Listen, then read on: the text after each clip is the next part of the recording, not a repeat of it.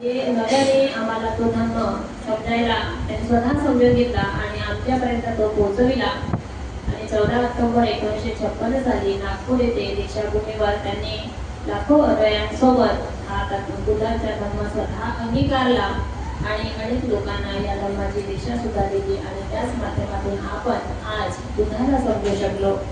आणि म्हणूनच परमपूज्य बोधिसत्व डॉक्टर आंबेडकरांना मी या ठिकाणी पिवारा अभिवादन करते.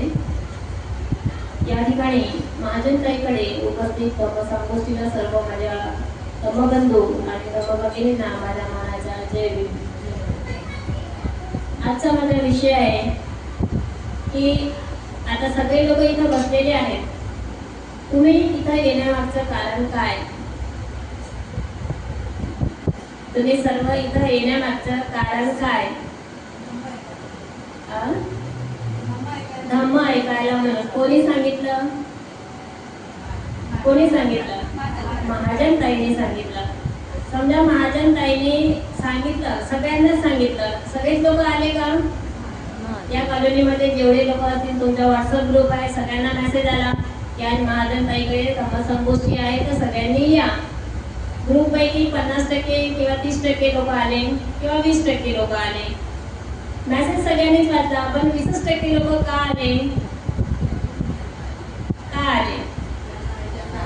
ऐकायचं होतं. म्हणजे महाजनताईंनी जरी आपल्याला संगोष्ठीचा मेसेज प्रसारित केला आणि आमच्याकडे धम्मसंगोष्ठी ठेवली आहे तर आपणही धम्मश्रवण करायला या ठिकाणी या अशी त्यांनी आवर्जून विनंती केल्यानंतरही फक्त त्यांच्या काही मैत्रिणी या ठिकाणी आल्या. सगळ्या मैत्रिणी येऊ शकल्या नाही. याला कारण म्हणजे आमचं मन. महाजनताईंनी बोलावलं म्हणून आम्ही आलो असं नाही. मला मनापासून वाटलं की मला जायला पाहिजे म्हणून मी आलो. बरोबर आहे. याला कारण जरी ताईचं आमंत्रण आपल्याला वाटलं की आमंत्रण आहे, परंतु जोपर्यंत माझी मनाची तयारी झाली नाही तोपर्यंत मी इथं येणार नाही. मग त्याची मनाची तयारी झालेली आहे, त्याच्याकडे 1000 कामं असतील तरी ते आपले कामं सोडून इथं आलेले आहेत. पण ज्याची मनाची तयारीच झाली नाही आहे तो व्यक्ती इथं आलेला आहे का? किंवा ती आमची मैत्रीण इथं आली आहे का? नाही. त्याच्याकरता कारण अनेक आहेत. तर माझा आजचा विषय असाच आहे की सर्व इंद्रियांचा सम्राट हा मन आहे आणि हे तथागताने आपल्याला सांगितलेलं आहे. आणि ह्या मनाविषयी आपण आज चर्चा करणार आहोत. कारण मन हे अतिशय महत्त्वाचं इंद्रिय आमच्या शरीरामध्ये आहे आणि तो जोपर्यंत आम्हाला ग्रीन सिग्नल देत नाही तोपर्यंत आम्ही काही पुढे वाढत नाही. ते ह्या मनाला थोडं समजून घ्यायचं आहे. महाकारुणिक तथागत गौतम बुद्ध जेव्हा आपल्या सद्धर्माचा उपदेश मानव कल्याणाकरिता करत असतात आणि ते प्रसार करीत असताना एकदा धम्मप्रबोधन करत असताना सभेमध्ये काही नगरवासीय तथागतांना विचारतात की भगवान शुद्ध जीवन मार्गामध्ये मनुष्याच्या मनाचे काय महत्व आहे? आता आपण काय हृदयाचं महत्व आपण सांगू शकतो की ज्या धडकणा बंद झाला तर संपला. असे आपल्या जे इंद्रिय आहे ते कानाला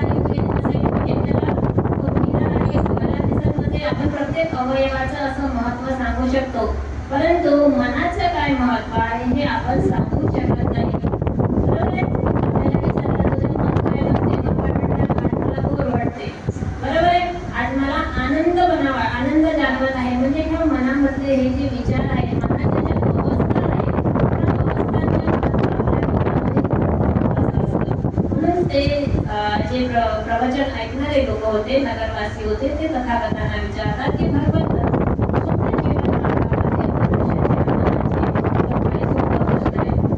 सोपा प्रश्न आहे, याचं उत्तर आपण काय सांगाल? काहीच सांगू शकत नाही. कारण वचनही आपण या क्षणाला मला काय वाटत आहे आपण सांगू शकतो का? नाही. तर क्षणाला आमच्या मन बदलत असते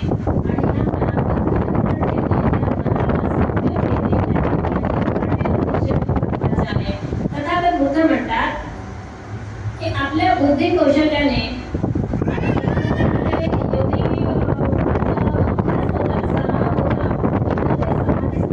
स्वतःच्या मनावर त्यांचे नियंत्रण होतच, परंतु समोर बसलेला व्यक्ती कोणत्या भावनेतून मला प्रश्न विचारत नाही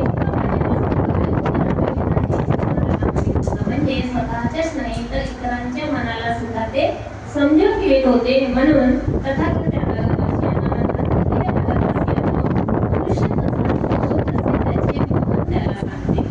त्याला मन मनुष्याला जर घडवायचं असेल तर त्याच्या मनाला घडवणं अतिशय आवश्यक आहे.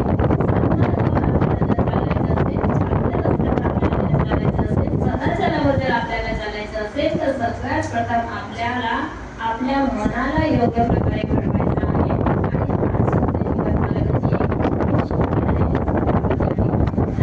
या ठिकाणी तथागत एक गाथा त्या नगरवासियांना सांगतात. ती गाथा तुम्हाला बहुतेक सगळ्यांना माहीत असेल. ती गाथा असते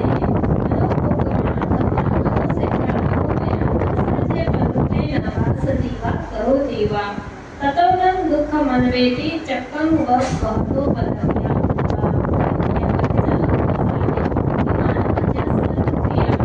मानवाचे सर्व स्वभाव धर्म, आता बघा शब्द थोडे मोठे आहेत, की मानवाच्या सर्व मनोक्रिया म्हणजे मनात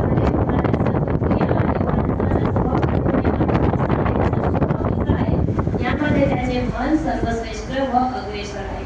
ह्या गोष्टी जर जाणून घ्यायच्या असतील तर आपल्याला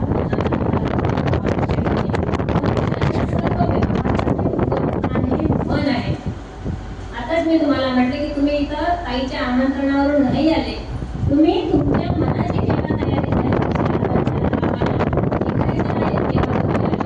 आणि हे तुम्हाला तुमच्या मनाने सांगितलेले आहे. म्हणून आम्ही काय करत आहोत, आमचे व्यवहार कसे आहेत, या सगळ्यांचं ओरिजिन जे असेल, जे उगम असेल तर ते उगमस्थान आमचं मन आहे आणि नंतरच आपल्या हातून ते क्रिया घडत असतात.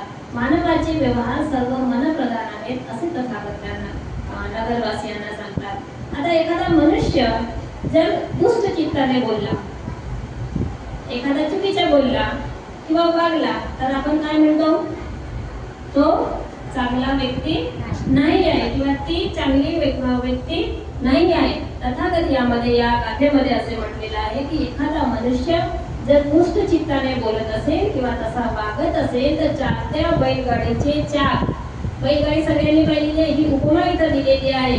चक्क व वाहतो पदक म्हणजे की ज्या प्रकारे एखाद्या बैलगाडीचे चाक त्या बैलांच्या पावलांच्या मागे मागे जात असतात, बरोबर आहे. जसं जसं बैल जातो पुढे पुढे कसे कसे ते चाक जात असतात, तसेच दुःख आणि दुष्ट चित्ताने वागणाऱ्या मनुष्याच्या मागे ही त्याच्या क्रिया लागत असतात.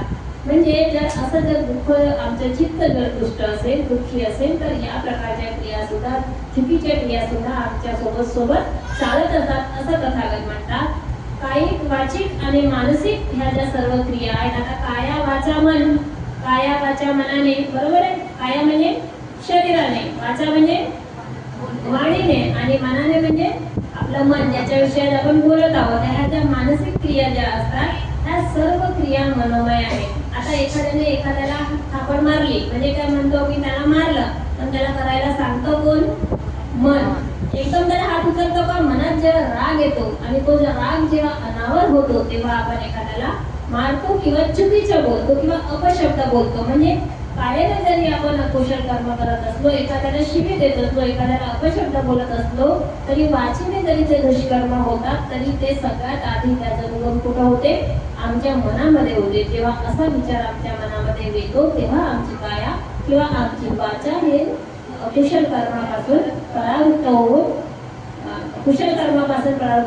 अकुशल कर्माकडे वळते आणि हे सगळे आमच्या मनात निर्माण होणाऱ्या विचारांमुळे घडत असते असं तथागत म्हणतात. याची दुसरी बाजू तथागत सांगतात की मनोपुगमा धम्मा मनोसेत्रा मनोमया मनसासे पश्यनेन भासती वा करोती वा ततोना सुखम मनवेती छाया न अनपायिनी. म्हणजे आता याच्यामध्ये हे दिलेलं आहे की मनुष्याचा स्वभाव धर्म त्याच्या मनातून येतात. मानवाच्या सर्व क्रिया मी आधीच म्हटलं आहे की ह्या मनापासून निर्माण झालेल्या असतात. त्याचा स्वभाव सुद्धा त्याच्या मनावर अवलंबून असते आणि त्याच्या मनाचे जे प्रभुत्व असते ते अतिशय शुद्ध असेल, प्रसन्न असेल व तो चांगल्या मनाने बोलत असेल, चांगलं वागत असेल, चांगल्या कृती करत असेल तर त्याचे जे सुख आहे तो कधीही त्याची साथ न सोडणाऱ्या सावलीप्रमाणे त्याच्या सोबत चालत असते.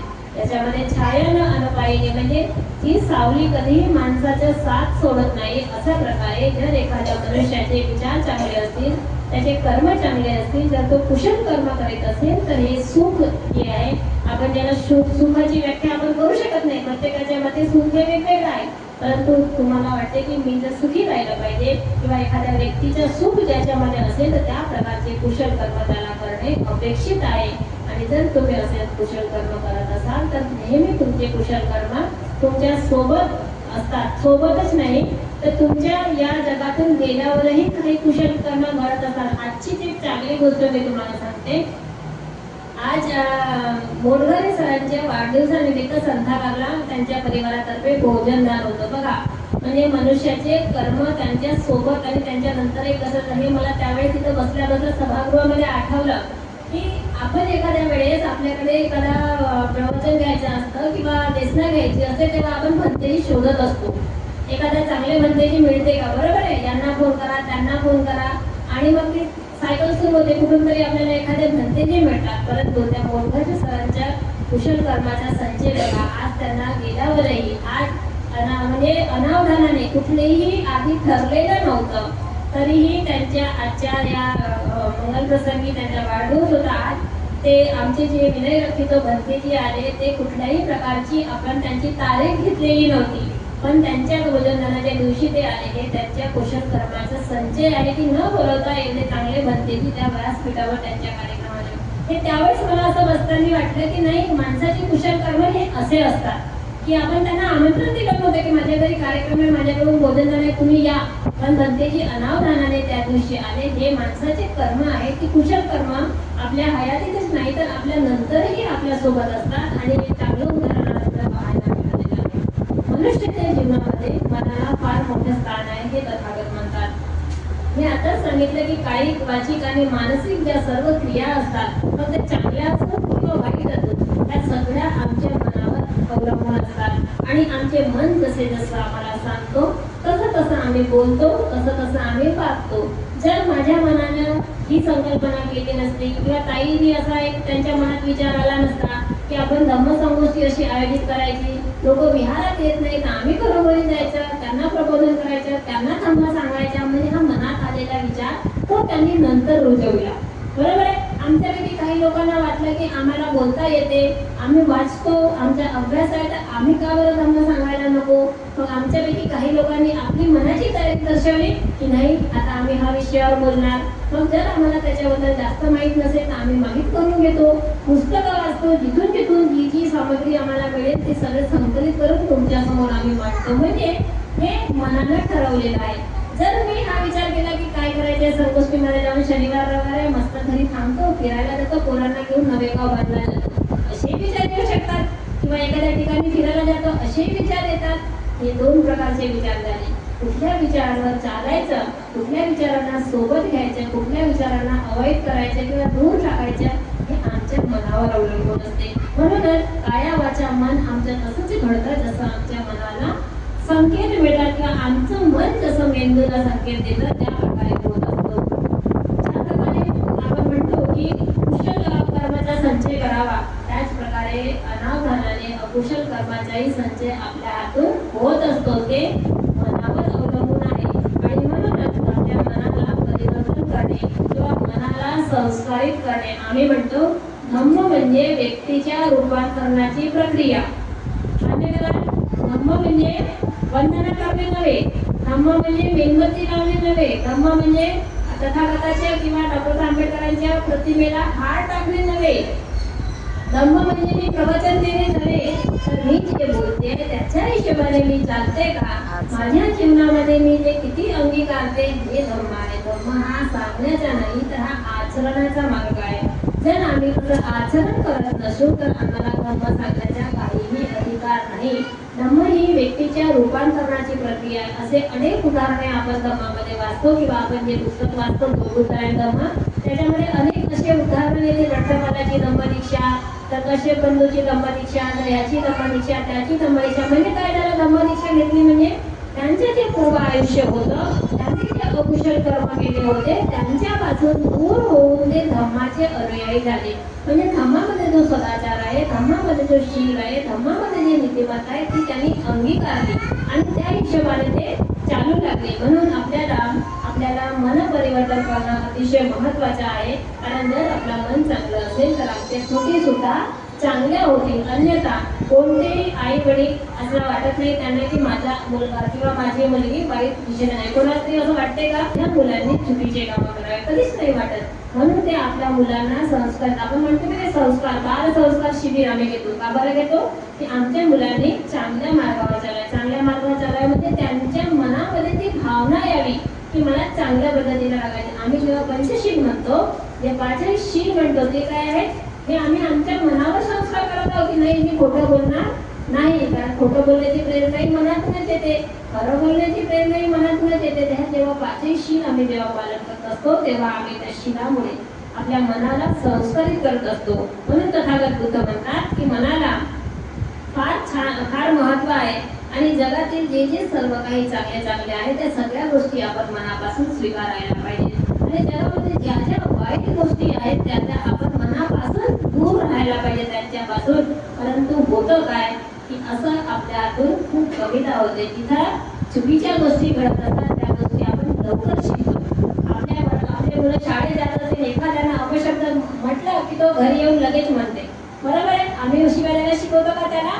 मग मुलं कुठून शिकतात? तर हा लहानपणापासून हा जो वातावरण असते, ज्या वातावरणामध्ये वाढत असतात मुलं, दुसऱ्यांच्या चुकीच्या गोष्टी आपण लवकर शिकतो. आणि हे याचं उदाहरण त्याच्या घरी छोटे मुलं आहेत त्यांना लवकर लक्षात येईल. माझ्या घरी छोटे मुलं आहेत, किशोरवयीन मुलं आहेत, आपल्याला असं लक्षात येते की मुलं चुकीच्या गोष्टी खूप लवकर शिकतात. आणि म्हणून आपल्या मनाला आपल्याला नियंत्रित करायचे आहे, शिक्षित करायचे आहे, संस्कारक्षम आपल्याला करायचे आहे.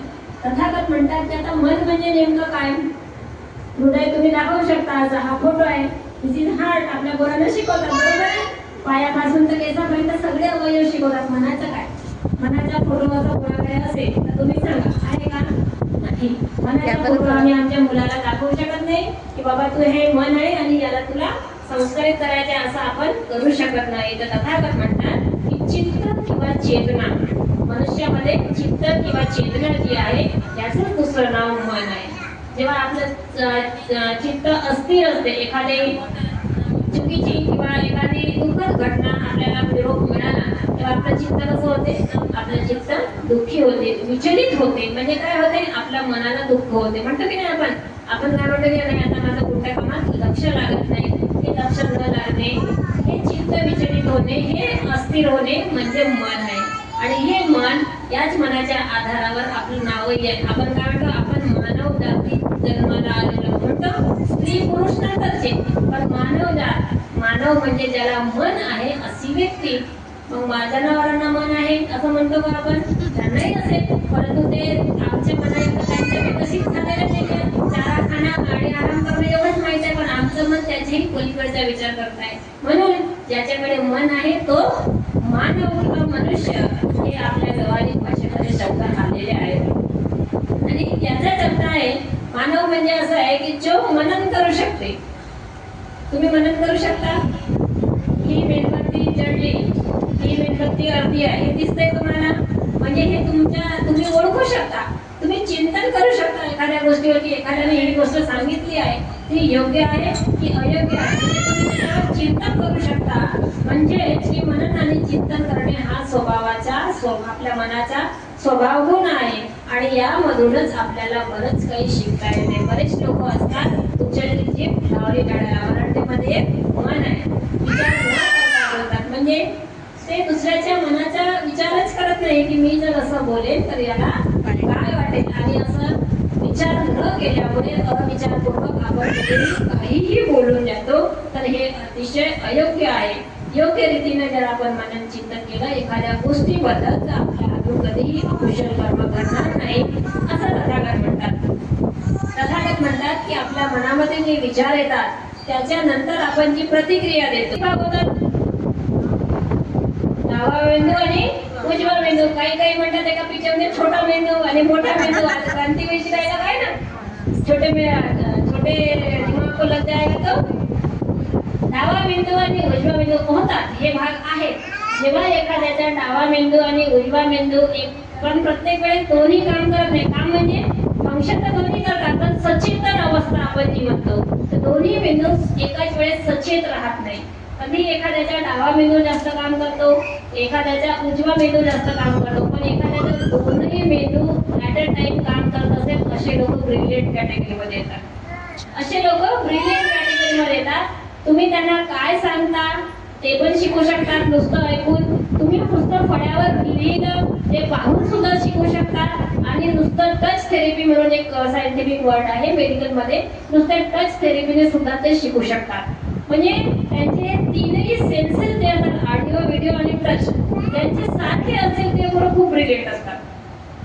पण तेवढेच ते हायपर ऍक्टिव्हही असतात की त्यांचे तिन्ही सेन्स असतात, चांगले काम करतात, ऍट अ टाइम काम करतात. ते एकदम हायपर सेन्सिटिव्ह लोक असतात, हायपर ऍक्टिव्ह लोक असतात.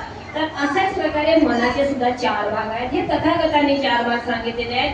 त्यातला पहिला आहे की एखाद्या गोष्टीला जाणून घेणे, त्याला त्या भागाला विज्ञान हे नाव तथागतांनी दिलेलं आहे. मग एखाद्या गोष्टीला आपण जाणत आहोत, आता ही मेणबत्ती पूर्ण जळली आहे, कशामुळे जळली, ती नाही जळली, सांगा बरं. यस, म्हणजे ही जळली हे दिसत आहे, पण ती का जळली हे आपल्याला ओळखता येते. म्हणजे आपण ते ओळखलो, तिचं मूल्यांकन केलं की ही या गोष्टीमुळे जास्त जळली, म्हणजे आपण ते जाणून घेतलं आणि नंतर त्याला ते का झाली, का क्रिया घडली हे सुद्धा जाणून घेतलं. तर या जाणून घेण्याच्या क्रियेला, ओळखण्याच्या क्रियेला, मूल्यांकन करण्याच्या क्रियेला मनाचा जो भाग असतो त्याला संज्ञा म्हटलेला आहे, संज्ञा म्हटलेला आहे तथागतांनी.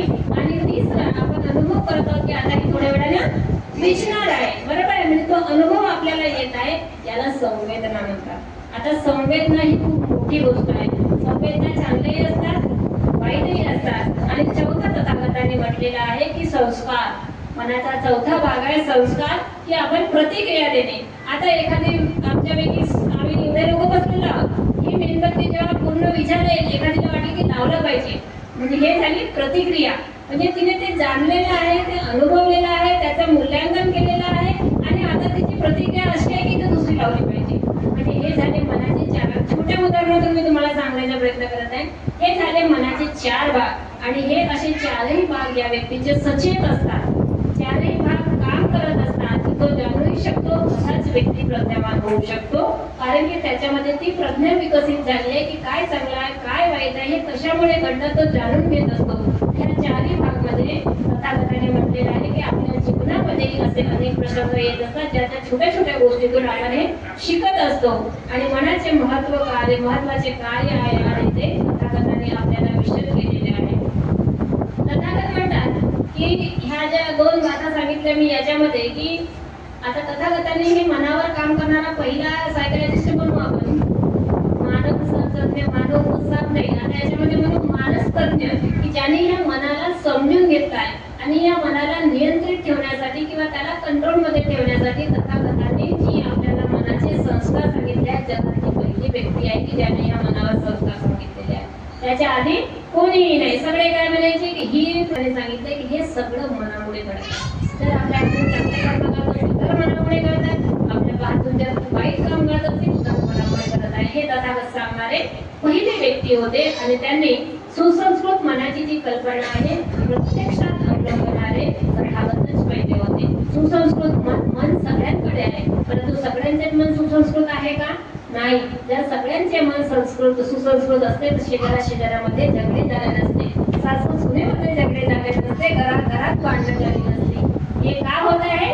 कारण आमचं मन अजूनही सुसंस्कृत नाही झालेलं आहे, सुसंस्कारित झालेलं नाही. म्हणून हा प्रश्न आपल्या समोर येतो. आणि म्हणून तथागत म्हणतात की आपल्या या चंचल मनाला, आपल्या या ओढाळ मनाला, आपल्या या दुर्विचार मनाला आपल्याला नियंत्रित ठेवायचं आहे. जसं एखादा माणूस किंवा एखादा त्यांनी उदाहरण दिलेलं आहे की जसं एखादा बाण बनवणारा व्यक्ती, तिथं त्यांनी तो असं उदाहरण दिलं की एखादा बाण बनवणारा व्यक्ती, आता बाण काय ऑटोमॅटिक बनतो का? नाही. पण त्याला घडवणारा जो कारागीर असतो तो बाण बनवताना त्याला ठोकून सरळ आणतो, बरोबर आहे. सरळ आणेल, त्याच्या तो तेज तीक्ष्ण नोक बनवेल, तेव्हाच तो बाण त्याचं काम करू शकेल. तर तथागत म्हणतात की ज्या प्रकारे एखादा बाण बनवणारा व्यक्ती त्याला ठोकून सरळ करतो आणि त्याला उपयोगाचा करतो, त्याच प्रकारे आपल्याला मानवाला, आपल्या मनाला ठोकून म्हणजे आता सगळे निगेटिव्ह विचारापासून दूर राहून, नाही मी कोणाचाही द्वेष करणार नाही, मी कोणाच्याही प्रती ईर्ष्या बाळगणार नाही, मी कोणाचाही हेवा करणार नाही, हे आपल्या मनालाच आपल्याला सांगावं लागेल. तेव्हाच आमचं मन अशा गोष्टींपासून दूर राहील आणि अशा गोष्टींचे दमन करणे म्हणजेच मनावर संस्कार करणे आहे असं तथागत म्हणतात. तथागत म्हणतात आता आपण असा विचार मन सरळ करायचे, आता मी कोणाला बिलकुल शिवा देणार नाही, आता मी कोणाबद्दल कधीच वाईट बोलणार नाही, असं होऊ शकेल का एका दिवसात? नाही होत. आपण मनुष्य आहोत, आपण तथागतापर्यंत गेलोच नाही आहोत, आपण त्यांच्या पायापर्यंत गेलो नाही आहोत. असं होणं एका दिवसात सोपं नाही आहे. तथागत त्यांनी याच्यामध्ये एक आपल्या मनाला मासोळीची उपमा दिलेली आहे. तथागत म्हणतात की जेव्हा एखादी मासोळी तुम्ही पाण्याच्या बाहेर काढता, तुम्ही सगळे बाजारात घेऊन आणता डायरेक्ट, पण जेव्हा एखादी व्यक्ती प्रत्यक्षात तलावातून एखादी मासोळी काढते बाहेर, त्यावेळेस त्या मासोळीचे निरीक्षण करा. त्यावेळेस जर तुम्ही त्या मासोळीचे निरीक्षण कराल तर ती मासोळी बिना पाण्याने ज्या प्रकारे तडपते पाण्यासाठी, श्वास घेण्यासाठी, कारण की पाणी हे तिचं जीवन आहे. आपण तिचं जीवन तिच्यापासून हिरावून घेत आहोत. तिला ज्या वेदना होतात, तिला तिच्या ज्या वेळेस ज्या संवेदना असतात, तिचे जे दुःख असते, याच प्रकारे मनुष्य जेव्हा या मनाच्या विकारांपासून दूर जात असतो किंवा या मनाच्या विकारांना मनामध्ये येण्यापासून परावृत्त करत असतो, त्याच प्रकारे त्या तडपणाऱ्या मासोळीप्रमाणे त्या माणसाचं जीवन असतं. म्हणजे त्या मासोळीला जे पाणी हवं असतं आयुष्य जीवन जगण्याकरिता, ते मनुष्याला ह्या अविकारांमुळे मिळत असतं. आणि जेव्हा ह्या अविकारापासून आपण दूर जातो तर त्या मासोळीसारखी आपली गत होते किंवा त्या मासोळीसारखं मन आपलं तडफडत असतं की मला त्या विकारापासून मुक्त होता येईल का. दारू सोडणारे म्हणजे सांगा, कोणाच्या घरी जर कोणी शेजारा पाजारात असेल तर दारू सोडणाऱ्या माणसाला सुरुवातीला किती त्रास होतो. तुम्ही अनुभव केला असेल, तुमच्या घरी नसेल तरी शेजारा पाजारात ऐकलं असेल की त्याला जर दारू सोडवायला नेलं तर तो पागलसारखा करते. बरोबर ऐकलेलं आहे. म्हणजे तो त्याच्या चुकीच्या गोष्टीपासून त्याला दूर करण्याचा जेव्हा कुटुंबातील लोक प्रयत्न करत असतात, तेव्हा त्याचा जो त्रास असतो, कदाचित त्यालाही सोडायचा असते, परंतु त्याचा जो त्रास असतो त्याला होणारा त्या गोष्टीपासून दूर जाण्याचा, तोच त्रास आपल्याला मनाच्या विकारांपासून स्वतःला दूर ठेवताना होत असतो. आपल्या मनामध्ये लोभ येणार नाही असं होणार नाही. आपल्याला एखाद्याला दान द्यायचे असतील, आपल्या खिशामध्ये 500 रुपये आहेत, त्यावेळेस आपण विचार करतो आता काय करू, लोभ सुटतो का? नाही सुटत. आपल्या घरी 550 ठेवलेले आहेत, पण पर्समध्ये आहेत 500 आहेत, त्यावेळेस तुला विचारायचे की नाही 500 आहेत, आता याच्यात चिल्लर करतो 100 देतो. बरोबर आहे. त्यावेळेस आपण असं नाही देऊन टाकतो 500, घरी ठेवले ना बाकीचे. हा लोभ आहे. या लोभावर नियंत्रण करताना, या रागावर नियंत्रण करताना, या द्वेषावर नियंत्रण करताना ह्या सगळ्या बंधनातून आपल्याला मुक्त व्हायचे आहे असं तथागत म्हणतात. तथागत म्हणतात की एखाद्या सोनार म्हणजे आता कोणत्या जातीचं नाही, पण एखादा कारागीर जेव्हा एखाद्या सोन्याचा दागिना घडवत असतो किंवा एखादा चांदीचा दागिना घडवत असतो, त्यावेळेस त्याच्यातली शुद्धता पूर्ण होण्यासाठी तिला वारंवार जाळत असतो. पाहिले नाही तुम्ही, आणि मुंगली सोनारे इकडून तिकडून गेले वारे, एक आहे असे म्हण.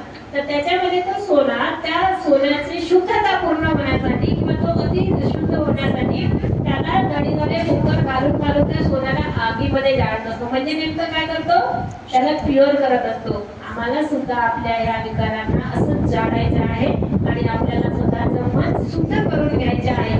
कारण आपण जर आपल्या मनावर संयम ठेवला नाही, या विकारांपासून दूर राहिलं नाही, तर आपलं दुःख हे कमी होण्यापेक्षा सदोदित वाढतच राहणार आहे असं तथागत म्हणतात. म्हणून आपल्याला अकुशल कर्मापासून दूर राहायचं असेल, पुण्याचा संचय करायचा असेल, कुशल कर्माचा संचय करायचा असेल, तर स्वतःच्या मनातील विचार सर्वात आधी शुद्ध करणे अतिशय महत्त्वाचे आहे. आणि हीच आपल्या बुद्धांची शिकवण आहे. तथागत म्हणतात की जो व्यक्ती, बघा किती उपमा दिलेल्या आहेत, एक बाण बनवणाऱ्याची उपमा, एक सोनाराची उपमा, एक मासोळीची उपमा, तडपणाऱ्या मासोळीची उपमा. आता तथागत म्हणतात की जो एखाद्या कावड्यासारखा निर्लज्ज प्राणी आहे, आता कावड्यासारखा निर्लज्ज का बरं म्हटला, जिथं घाण राहील तिथं जेवण बसते. तथागत म्हणतात की जो कावड्यासारखा निर्लज्ज आहे, उच्चापती करणारा व्यक्ती आहे, वारंवार दुसऱ्यांचा अपमान करणारा व्यक्ती आहे, अशा माणसाचं जीवन सुकर असते असं तथागत म्हणतात. याच्या उलट जो विनम्र आहे, जो नम्र आहे, जो पवित्र आहे, जो अकुशल कार्य करत नाही, असा जो शांत स्वच्छ निर्मळ चरित्राचा व्यक्ती आहे, त्याचं जीवन जास्त त्रासदायक आहे. तुम्ही हे गोष्ट अनुभवता. एखादा साधा सरळ माणूस जर आपल्या मोहल्यात राहत असेल, तो कोणाच्या कधीच भानगडीत पडत नाही, त्याला लोक म्हणतात येतो ऐसाच आहे, पण रोज संध्याकाळी जाऊन लोक म्हणतात ये तो बहुत अच्छा है, हमारे साथ में बैठता है. म्हणजे की जो एखादा निर्लज्ज माणूस आहे, एखादा उच्चापती करणारा, त्याला काय म्हणतात नंगे को खुदा डरे. अशी वाटी का नाही? त्याच्यामुळे जर असा त्या व्यक्ती असेल तर त्याला येता लोक त्या लोक आग्रह करतात, काम काहीच नाही राहत, भाऊ नमस्कार, बरोबर आहे, भाऊ नमस्कार. तर असं जे असतंय तथागत म्हणतात की असा व्यक्ती असतो त्याला जीवन जगणं सुकर आहे, पण जो शुद्ध चारित्र्याचा व्यक्ती आहे, जो शीलवान व्यक्ती आहे, त्याला जीवन जगणं थोडं कठीण आहे. मी मगाशी दारू सोडणाऱ्याच्या उपमानं मला सांगितलेली आहे. एखाद्या माणसाला जर खूप पिली असेल आणि नंतर तो 5-10 वर्षांनी सोडतो, त्यावेळेस मग काय म्हणतो, भाग्यवान आम्हाला सांगते म्हणतो की नाही म्हणत. म्हणजे जर तो चुकीच्या मार्गापासून परावृत्त होऊन चांगलं जीवन जगत आहे तरी लोकांना खटकतं, म्हणजे असाही लोकांचे जीवन काही सोपं नसतं असं तथागत म्हणतात. तथागत म्हणतात की जो हिंसा करतो, आता हे पंचशील सांगितलेलं आहे यामध्ये, की जो हिंसा करतो, जो असत्य भाषण बोलतो, जो न दिलेले हिरावून घेतो म्हणजे चोरी करतो, आणि जो परदार म्हणजे जो व्यभिचार करतो, आणि जो मादक पदार्थाचे उन्माद वाढवणाऱ्या पदार्थाचे सेवन करतो, तो याच जन्मात आपल्यासाठी खड्डे करीत असतो. म्हणजे तो स्वतः आपली दुर्गती आपल्या हाताने तयार करत असतो. उद्या परवा त्याची दुर्गती होणारच आहे. असे अकुशल कर्म करणारे लोक याच जन्मामध्ये तुम्ही स्वतःचे स्वतः खोदण्यासाठी गोष्ट म्हणजे या प्रकारे तो स्वतःचे दुर्गती करीत असतो असे तथागत म्हणतात. तथागत म्हणतात की मनुष्याला परदोष म्हणजे शेजाऱ्याचे दोष पटकन दिसतात. दररोज टाकते हे दिसत नाही, म्हणजे आपल्याला दुसऱ्याचे दोष लवकर दिसतात परंतु स्वतःचे दोष क्वचितच दिसतात.